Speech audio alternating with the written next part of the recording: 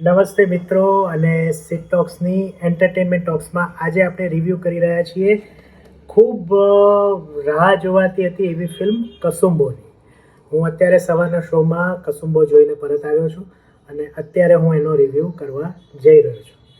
હું સિદ્ધાર્થ છાયા છું અને તમને મારી વિનંતી છે કે તમે આ સિટ ટોક્સ ઉપર ફક્ત ફિલ્મો નહીં પરંતુ બીજી જુદી જુદી ઘટનાઓ અને જુદા જુદા વિષયો ઉપર અહીંયા વિડીયોઝ કાયમ જોશો. એટલે જો તમે અત્યારે આ ચેનલ સબસ્ક્રાઈબ ન કરી હોય તો અત્યારે જે ચેનલ સબસ્ક્રાઈબ કરી નાખો અને બેલ આઇકન જરૂર દબાવજો. તો ચાલો આપણે શરૂ કરીએ કસુંબો. જેમ આપણો નિયમ છે એ પ્રમાણે અહીંયા આપણે ફિલ્મની વાર્તા કે કોઈ સ્પોઇલર નહીં આપીએ, પણ જ્યારે ફિલ્મમાં ક્યાં ખૂટે છે અથવા તો ક્યાં સારું છે એ વસ્તુ કરવી હોય ત્યારે અમુક લિબર્ટીઝ લેવી પડે છે, જે લિબર્ટી હું અહીંયા લઈશ.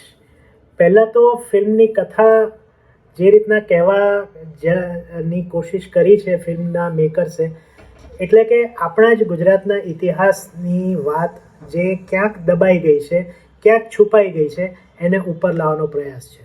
એટલે એ પ્રયાસ માટે એ તમામનો ધન્યવાદ કરવો ઘટે, કારણ કે આ વાત પાળિયાઓમાં રહી ગઈ છે પણ બહાર નહોતી આવી, જે આ તમામ મેકર્સ કસુંબોના છે એમના થકી આ વાત બહાર આવી છે.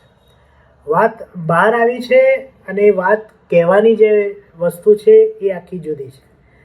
તમે જ્યારે કોઈ વસ્તુ, કોઈ વાર્તા લાવો તો વાર્તા લખો એ જુદી વસ્તુ છે, પણ તમે વાર્તા કેવી રીતના કહો છો એ એક આખી અલગ વસ્તુ છે. અને આખી ફિલ્મ કસુંબો જોયા પછી, જે 2 કલાક અને 36 મિનિટની છે, મને એવું લાગ્યું કે ફિલ્મ બહુ ખેંચાય છે અને અમુક જગ્યાએ કંટાળો પણ આપે છે. અને ફિલ્મમાં ઘણા બધા લૂપ હોલ છે. ફિલ્મમાં જેટલા કલાકારો છે એટલા બધા ફિલ્મમાં કદાચ લૂપ હોલ્સ છે એવું આપણે કહી શકીએ. લૂપ હોલ પહેલો એ કે ફિલ્મની શરૂઆતમાં જ સોલંકી શાસનમાંથી, પાટણથી એક વ્યક્તિ આવીને દાદુ બારોટને કહે છે કે ભાઈ ખિલજી આવી રહ્યો છે. તો પછી ફરી પાછું ચેતન ધાનાણીને ફરી પાછું મોકલવાનો શું મતલબ કે ભાઈ ખિલજી આવી રહ્યો છે? આ એક મોટો લૂપહોલ છે. બીજો, ખિલજીની ભાણેજ રોશન. આ એક એવો ટ્રેક છે ફિલ્મમાં જે ફિલ્મને ધીમી બનાવે છે અને આ ટ્રેકની ફિલ્મમાં કદાચ કોઈ જરૂર જ ન હતી. અલાઉદ્દીન ખિલજી ક્રૂર શાસક હતો, એનામાં એ ક્રૂર આક્રમણકારી હતો. એ ઇમેજને ધીમી પાડવા માટે અથવા તો એને થોડી હળવી કરવા માટે એ એની ભાણેજને પ્રેમ પણ કરતો હતો, એ એના માટે સર્વસ્વ હતી, એવું કદાચ આ દેખાડવાનો પ્રયાસ હોય એવું પહેલી નજરે મને લાગ્યું. સાચું કહો તો આ રોશનવાળી વસ્તુ લાવવાની જ જરૂર નહોતી. અને જો રોશનની જરૂર નહોતી તો ચેતન ધાનાણી પણ જરૂર નહોતી. એ તમે ફિલ્મ જોશો એટલે તમને ખબર પડી જશે. તો જો ચેતન ધાનાણીની જરૂર ન હતી તો જેમને ફરીવાર જે કહેવા આવવું પડ્યું કે ભાઈ કાલે ધ્યાન રાખજો ભાઈ, ખિલજી હવે આવીને અહીંયા ઊભો રહી ગયો છે, તો આ એક લૂપ હોલ મને દેખાયો. બીજો લૂપ હોલ જે સૌથી મહત્વનો છે, જે કેમ ફિલ્મ બનાવનારાઓના ધ્યાનમાં ના આવ્યું એ મને નવાઈ લાગે છે. જ્યારે ખિલજી શેત્રુંજય જવાની તૈયારી કરે છે, એટલે એમ કે ભાઈ આવતીકાલે સવારે આપણે તૂટી પડવાનું છે, ત્યારે એને રોકવા અને એને સમજાવવા રોશન અને ખિલજીની પત્ની આવે છે. ત્યારે જ ખિલજી એનો જે ડાબો જમણો હાથ કહી શકાય એવા અલાફ ખાનને કહે છે કે ભાઈ આમને આજે રાતના ને રાતના અથવા તો આવતીકાલે સવારે દિલ્હી રવાના કરી દો. અને પાછું આ વાત રોશન, ચેતન ધાનાણીનું જે પાત્ર છે એને કહે પણ છે કે ભાઈ અમે કાલે જઈએ છીએ દિલ્હી. તો જ્યારે ખિલજી શેત્રુંજય પર આવીને ઊભો રહે છે ત્યારે એ 2 જણા કેમ સાથે હોય છે? શું ખિલજીની વાત એનો ડાબો જમણો જે કહેવાતો એ અલાફ ખાન પણ નથી માનતો? તો પછી ખિલજી છે. આ એક બહુ મોટો લૂપહોલ મને દેખાયો, કારણ કે એનો કોઈ જસ્ટિફિકેશન આપ્યું નથી કે આ લોકો બેને કીધું તો તેમ છતાં એ લોકો કેમ ન ગયા. એટલે આ એક મને વાત ઉડીને આંખે વળગી, એટલે અહીંયા હું જણાવું છું. બીજી વાત જે મને થોડી અજુગતી લાગી, ફિલ્મનો અંત એ રીતના મેકર્સે દર્શાવવાની કોશિશ કરી છે કે લોકો આઘાત પામી જશે કે ઓ માય ગોડ આવું, ઓહો ના હોય. પણ તકલીફ ક્યાં થાય છે કે ફિલ્મ એટલી બધી ખેંચાય છે કે ત્યારે લોકોને પછી એની જે આઘાતની જે એક એક એક ઇમ્પેક્ટ હોય, એક અસર હોય ને, એ નથી રહેતી, એ આઘાત નથી પામતા. ઓકે ઠીક છે, ચલો પત્યું ને, આ જાતની ભાવના આવે છે. એટલે આ જે મેં વાત કરી ને રોશનવાળો ટ્રેક, એ ના હોત તો ફિલ્મ વધુ ક્રિસ્પ થઈ હોત અને ટુ ધ પોઈન્ટ બની હોત અને 2 કલાક 36 મિનિટની બને કદાચ 2 કલાક 10 મિનિટ 15 મિનિટમાં ફિલ્મ પતી ગઈ હોત. એટલે એ જો હોત તો લોકોને જરૂર આઘાત લાગત. બીજી વસ્તુ, છેલ્લે આટલા બધા માથા પડ્યા પછી ખિલજીને પસ્તાવો થાય છે. આ એક નવલકથા પર આધારિત ફિલ્મ છે, એટલે આપણે એવું માની લઈએ કે એ નવલકથા જેના પર આધારિત છે એમાં આવું લખ્યું હશે, પણ એમ ગળે ઉતરતું નથી. કારણ કે ખિલજી તો કેવો ક્રૂર શાસક આપણે જાણીએ છીએ અને ફિલ્મમાં પણ દેખાડ્યું છે કે કેવી રીતના લોકોને દગો દે છે. જે એના માણસો હોય છે અથવા તો એના માટે સંદેશો લઈને આવ્યા હોય એને એ નથી છોડતો. તો પછી આ લોકો આટલા ક્રૂર માણસો, અને એના જે શરૂઆતમાં એની ક્રૂરતા દેખાડી છે, જે રીતના લોકોને મારે છે, જો એ એવો હોય તો એને 51 તો શું 151 ધડમાં પરથી માથા પડી જાય તો પણ એને કોઈ ફેર ના પડે. પણ અહીંયા તો એ કહે છે ભાઈ બસ કરો યાર, હવે હું નથી જોઈ શકતો. અને એને પાછું જસ્ટિફિકેશન પણ કેટલું આપ્યું, એક ડાયલોગમાં અપાવી દીધું કે ભાઈ આમ આમ આમ થયું, મેં બધું ઘણું જોયું છે પણ આવું નથી જોયું, હવે બંધ કરો ને, હું અહીંયા આવીશ પણ નહીં. આ મને જરા ખૂચ્યો. અચ્છા ચલો એ પણ થઈ ગયું. તો છેલ્લે એક દાદુ બારોટ પાસે કોઈ એવો ડાયલોગ 2 મિનિટનો 2.5 મિનિટનો કોઈ એવો આમ જબરદસ્ત ડાયલોગ ખિલજીને સંભળાવવામાં આવ્યો હોત ને તો પણ ઇમ્પેક્ટ રહેત, પણ એવું કરવામાં નથી આવ્યું. અહીંયા ઘણાને એવું લાગશે કે ખિલજીની જે છબી છે એને સુધારવાનો પ્રયાસ છે, ખાસ કરીને અંતમાં. અને બીજું, જ્યારે એને એની ભાણેજ સાથેનો એને કહેવામાં આવે છે કે એનો બહુ સારો પ્રેમ છે, એને પ્રત્યે બહુ લાગણીશીલ છે. આપણે પદ્માવતનો પણ ખિલજી જોયો છે, એક અલગ લેવલનો છે. આ એક અલગ લેવલનો ખિલજી છે. એટલે આ મને લૂપહોલ દેખાયા ફિલ્મમાં. પ્લસ મેં જે કીધું એ પ્રમાણે ફિલ્મ ખૂબ ખેંચાય છે. આ એક નાની વાત છે એટલે એમાં વધુ લાંબી ખેંચવામાં ફિલ્મ એટલી બધી ખેંચાઈ જાય છે કે છેલ્લો અડધો કલાક કે જ્યારે 20 મિનિટ પહેલાં જ્યારે આ લોકો 51 જણા ખિલજી સામે જાય છે, જ્યારે એની શરૂઆત થાય છે, ત્યારે એ એમ થાય છે કે હવે ફિલ્મ ક્યારે પતશે. બીજું, જ્યારે છેલ્લે આ લોકો નીકળે છે ત્યારે ફિરોઝ ઈરાની એક દુહો લલકારે છે, એ દુહા સાથે એમના લિપનું કોઈ સિંક નથી થતું. એટલે આ પણ એક ભૂલ છે. એટલે વસ્તુ અહીંયા એ છે કે તમે મોટા કેનવાસ ઉપર મૂવી બનાવો છો, ગુજરાતી મૂવી બનાવો છો, આ VFX સારા છે, પકડાઈ જાય છે ઘણી જગ્યાએ પણ સારા છે. એટલે ગુજરાતી ફિલ્મોમાં આ પ્રકારના VFX બહુ ઓછા જોવા મળે છે. એટલે જ્યારે તમે એવું ઈચ્છો છો કે અમે આવડા મોટા સ્કેલ ઉપર મૂવી બનાવીને ગુજરાતીઓને આપીશું તો ગુજરાતીઓ ખુશ થઈ જશે, પણ એની સાથે સાથે મારા વ્યક્તિગત મતે ફિલ્મની પટકથા થોડી કડક, થોડી એકદમ ક્રિસ્પી હોવી જરૂરી હતી, જે અહીંયા ભૂલ ખવાઈ ગઈ છે કદાચ. આ હું એક દર્શક તરીકે કહી રહ્યો છું, બીજી કોઈ મારી આમાં કોઈ અપેક્ષા કે હું કંઈ એ રીતનો ફિલ્મોનો જાણકાર નથી, પણ એક દર્શક તરીકે મારા રિવ્યૂ હોય છે અને એ જ રીતના મેં આ રિવ્યૂ પણ રજૂ કર્યો છે.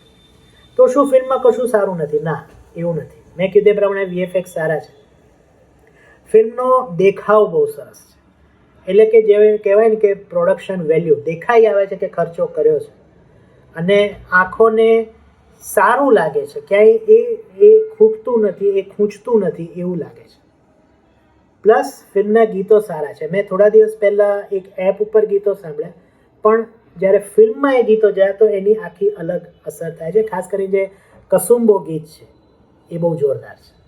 એટલે આ એક ફિલ્મનો પોઝિટિવ છે. બીજો પોઝિટિવ છે, આટલા બધા કલાકારો હોવા છતાં એમાં સૌથી જબરદસ્ત એક્ટિંગ જો હોય તો એ ધર્મેન્દ્ર ગોહિલ એટલે કે દાદુ બારોટની. એટલે એક વડીલ તરીકેની જે છાપ હોય ને એ એમણે છોડી છે, બિલકુલ છોડી છે. અને એકદમ કહેવાય ને કે એ જ્યારે હોય ત્યારે એમની હાજરી વર્તાય છે. રોનક કામદાર અને શ્રદ્ધા ડાંગર બંને સરસ લાગે છે.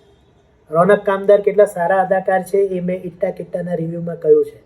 જો તમને ઈચ્છા હોય તો એ આ પ્લેલિસ્ટમાં જઈને ઇટ્ટા કિટ્ટાનું રિવ્યૂ પણ જોજો. બહુ જ સરસ અદાકાર છે. અહીંયા એમને થોડુંક ઓછું કામ મળ્યું છે, પણ એ બંનેની જોડી, રોનક કામદાર અને શ્રદ્ધા ડાંગરની જોડી બહુ સરસ લાગે છે. મોનલ ગજ્જર મેં કીધું એ પ્રમાણે એમના પાત્રની કે કંઈ જરૂર ન હતી, પણ તેમ છતાં લાવ્યો છે. અને હા, બીજું મારે એ પણ કહેવું છે કે જ્યારે સોરઠી, કાઠિયાવાડીમાં, સૌરાષ્ટ્રની બોલીમાં જ્યારે ધર્મેન્દ્ર ગોહિલ અને ક્યાંક અંશે ચેતન ધાનાણી સિવાયના કલાકારો બોલે છે, શ્રદ્ધા ડાંગરને પણ આપણે ઇન્ક્લુડ કરી લઈએ, એ સિવાયના જે લોકો બોલે છે ને ત્યારે એ બોલી બોલવાનો પ્રયાસ કરતા હોય એવું લાગે છે. ખાલી અલાઉદ્દીન ખિલજી તરીકે દર્શન પંડ્યા જામે છે અને એમની ઉર્દુ બહુ જ હદ સુધી સાફ છે. પણ એ સિવાયના લોકો એટલે કે મોનલ ગજ્જરને બધા જ્યારે ઉર્દુ બોલે છે ત્યારે અગેન એવું લાગે છે કે આ પ્રયાસ કરી રહ્યા છે અને પકડાઈ જાય છે. ખાસ કરીને જ્યારે એ લોકો મુઆફ બોલતા હોય છે ત્યારે ખાસ પકડાઈ જાય છે. આપણે પણ એ શુદ્ધ અથવા તો ખાલિસ ઉર્દુ નથી બોલી શકતા, એટલે હું પણ જ્યારે મુઆફ બોલું ત્યારે ખ્યાલ આવી જાય કે આ એક ધ્યાન રાખીને બોલે છે કે હું સારું ઉર્દુ બોલું અથવા તો સ્પષ્ટ ઉર્દુ બોલું. જેમ મેં કીધું એ પ્રમાણે દર્શન પંડ્યા, અલાઉદ્દીન ખિલજી બહુ જ સરસ એમની અદાકારી છે. એમનો ઉઠાવ આવે છે, એમના એક્સપ્રેશન કહો, એમની બોલવાની સ્ટાઇલ કહો. હા, એ અલાઉદ્દીન ખિલજી જેવા, જેમ મેં કીધું એમ રણવીર સિંહ પદ્માવતમાં ખતરનાક લાગતા હતા એવા ખતરનાક ઓછા લાગે છે, 50% જ લાગે છે એમ કહું તો ચાલે. પણ એમનો પ્રયાસ ઓનેસ્ટ છે અને એ કરી જાય છે. ફિરોઝ ઈરાની બહુ ધુરંધર કલાકાર છે, આપણે જોઈએ છીએ એ પોતાની સાઈડની ભૂમિકા ભજવે છે. આ ઉપરાંત ચેતન ધાનાણી, મેં કીધું એ પ્રમાણે નાનકડો રોલ છે, આમ ન હોત તો પણ ચાલે, પણ ચેતન ધાનાણી છે એ પણ એક સારા અથવા તો એક ઊંચા લેવલના કલાકાર છે. એમને જે કામ આપ્યું એ કરી જાય છે. આ ઉપરાંત તત્સત મુનશી એટલે કે ઓમ મંગલમ સિંગલમવાળા એક નાનકડા રોલમાં આવીને જતા રહે છે. પણ મેં જ્યારે કાસ્ટ ચેક કરી ત્યારે મને ખબર પડી કે મુનિ મહારાજ તરીકે મનોજ શાહ છે, જે એકદમ પ્રખ્યાત નાટ્યકાર છે આપણા, અને એમણે આપણા ગાંધીજી ઉપર એક સરસ નાટક બનાવ્યું હતું. મારા ખ્યાલથી હું ચંદ્રકાંત બક્ષી પણ કદાચ એમણે જ બનાવ્યું હતું. તો આવા નાટકોના સર્જક મનોજ શાહ શરૂઆતમાં એક નાનકડા રોલમાં મુનિ મહારાજના આવે છે, અને એ જૈન મુનિઓને આપણે જ્યારે જોતા હોઈએ છીએ ત્યારે આપણને જે જાતની લાગણી થાય એ એમને એ જોતા લાગે છે. વીએફએક્સ મેં કીધું એ પ્રમાણે સારા છે. શરૂઆતમાં જે હરણનો સીન છે એમાં પકડાઈ જાય છે કે આ ખોટું હરણ છે, પણ પ્રયાસ સારો છે, શરૂઆત સારી છે. પણ મારા માટે જો આ ફિલ્મનો કોઈ મેન ઓફ ધ મેચ હોય, હું ઘણીવાર મારા રિવ્યૂમાં મેન ઓફ ધ મેચ કહેતો હોઉં છું, કે જે કદાચ નાનો રોલ હોય પણ આખી ફિલ્મમાં છવાઈ જાય અથવા તો તમને એમ લાગે કે વાહ મજા આવી ગઈ, તો એ રાગી જાની છે. મેં લગન સ્પેશિયલના રિવ્યૂમાં પણ એમના વિશે ટિપ્પણી કરી હતી કે બહુ સારા અદાકાર છે. અહીંયા પૂજારીનો એમણે રોલ કર્યો છે, તમે એને ટ્રેલરમાં જોયું જ હશે. પણ અહીંયા જે રીતના એમણે ભૂમિકા ભજવી છે, 2-2.5 મિનિટ કે 3 મિનિટથી વધુ એમનો રોલ નથી, પણ જે રીતની એમની ભૂમિકા છે અને જે રીતના આંખમાં આંખ નાખીને ખિલજી સાથે વાત કરે છે એ અદ્ભુત છે. એમને જે ડાયલોગ મળ્યા છે એ બદનસીબે આવા ડાયલોગ્સ બીજા કોઈ, આપણે કહીએ ને કે આમ રૂવાડા ઊભા થઈ જાય એવા ડાયલોગ બીજા કોઈને મળ્યા નથી. મેં કીધું એ પ્રમાણે જો છેલ્લે ખિલજીને દાદુ બારોટે કંઈક 2-2.5 મિનિટમાં સંભળાયું હોત ને તો ફિલ્મનો આખો નકશો બદલાઈ જાત. તો મારી દ્રષ્ટિએ કસુંબો જે પ્રકારની એની હાઇપ છે એને એ પહોંચી નથી શકતી. આ મારો વ્યક્તિગત મત છે. તમે જ્યારે ફિલ્મ જોશો ત્યારે તમારો મત જરૂર અલગથી હોઈ શકે, તો તમે એ મતને નીચે કમેન્ટ્સમાં જરૂર કહેજો. બાકી હું કાયમ કહું છું એ પ્રમાણે મારા રિવ્યૂથી કે કોઈના રિવ્યૂથી કોઈ પણ ફિલ્મ જોવો ન જોવી એનો નિર્ણય ન જ કરાય. એટલે આ વખતે પણ તમે એમ જ કરજો. તમે જાતે ફિલ્મ જોઈને પછી જ નક્કી કરશો કે તમને કસુંબો ફિલ્મ કેવી લાગી. ખૂબ ખર્ચો કર્યો છે, દેખાઈ આવે છે. સિનેમેટોગ્રાફી મેં કીધું આપને આંખને શાંતિ આપે, આંખને મજા કરાવે, મનને તરબતર કરે એવી છે જ. પણ ફિલ્મમાં લૂપ હોલ્સ ઘણા છે જે કથાને લાંબી ખેંચે છે, ધીમી કરે છે અને કોક વખત 1-2 વખત કંટાળો પણ જરૂર આપે છે. તો આ હતો મારો રિવ્યૂ. સિટ ટોક્સ પર કોઈ નવા વિષય સાથે આપણે ફરીથી મળીશું. ત્યાં સુધી જો આ વિડીયો ગમ્યો હોય તો એને લાઈક કરી દેજો, શેર તો જરૂર કરજો અને મેં જેમ શરૂઆતમાં કીધું એ પ્રમાણે સબસ્ક્રાઈબ કરવાનું ભૂલતા નહીં. તો આગલા વખતે કયો વિષય લઈને આપણે ચર્ચા કરીશું એ તો આગલા વખતે જ ખબર પડશે. પણ ત્યાં સુધી આપણે સિટ ટોક્સના બીજા વિડીયો જોઈએ અને એના વિશે કંઈક કહીએ નીચે કમેન્ટ્સમાં, એ દરેક વિડીયોના, એવી મારી આશા છે. તો ફરીથી મળીએ. ત્યાં સુધી સિદ્ધાર્થ શાહને તમે આજ્ઞા આપો અને તમને બધાને મારા તરફથી આવજો.